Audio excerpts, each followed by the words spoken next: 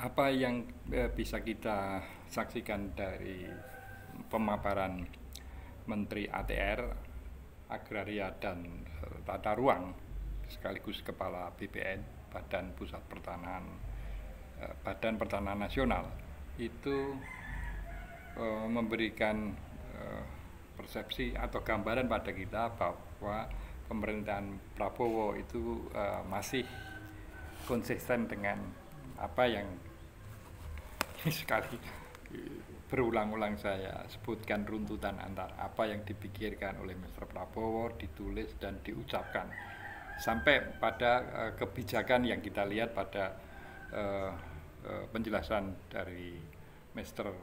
Nusron Wahid, Menteri ATR itu masih inline. Artinya Mr. Prabowo punya perhatian terhadap apa yang menjadi keresahan masyarakat terkait dengan aktivitas, sebetulnya itu murni bisnis, tentang PIK 2 yang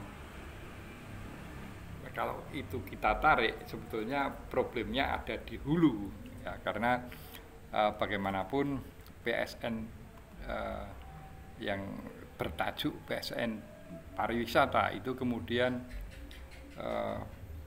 dalam perjalanannya itu menjadi satu proyek swasta yang itu berlabel PIK 2, Pantai Indah Kapuk 2, yang itu lebih sebagai bisnis properti ya. Nah, kalau melihat penjelasan dari Mr. Nusron itu bahwa sebetulnya yang ada dalam dokumentasi resmi pemerintah itu ada 1.700 hektar ya, di mana 1.500 hektarnya adalah hutan lindung sebetulnya. Nah ini ketika PSN itu berwujud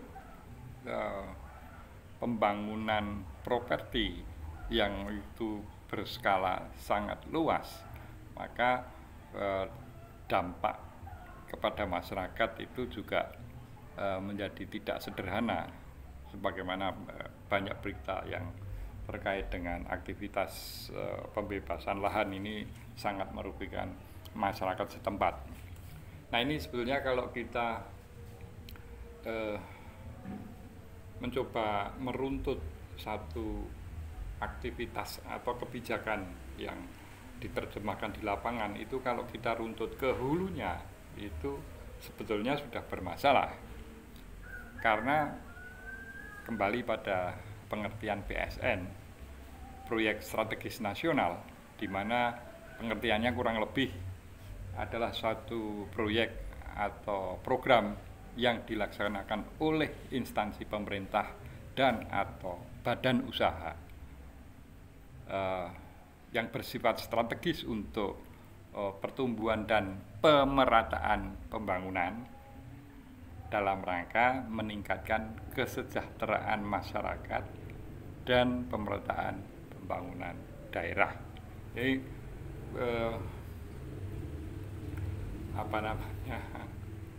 pengertian PSN ini sedemikian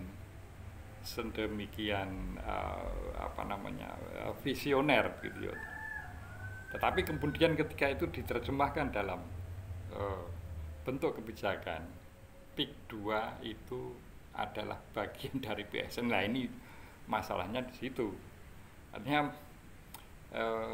aktivitas bisnis murni sebagaimana PIK 2 dan BSD itu ya jangan dilekatkan pada PSN gitu ya, karena kepentingan sudah berbeda. Ini pure business yang orientasinya adalah profit, sementara PSN adalah orientasinya adalah pembangunan dalam pengertian yang luas, yang di ujungnya tujuannya adalah kesejahteraan rakyat.